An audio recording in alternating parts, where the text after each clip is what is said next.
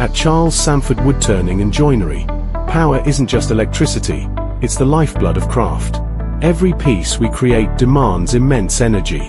The biggest issue for us with electricity was that a lot of our shifts start very early in the morning.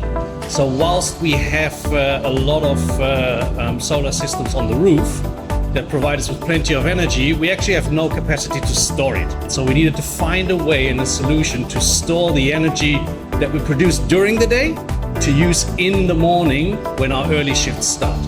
The solution: the CHS2 All-in-One Energy Storage System. This 100 kilowatt-hour battery isn't just for backup, it's a smart power manager for business. The biggest thing that we can already tell is that the peak in the morning when we need most of the electricity is really covered by the battery so far. So up to about mid-morning, we can cover most of what we need in terms of energy supply for the factory. By then, the electricity prices swap over and it's more feasible for us to then recharge throughout the PV system and back into the battery and use it the next morning again for the next morning shift. So far it's been a great experience and looking forward to using it.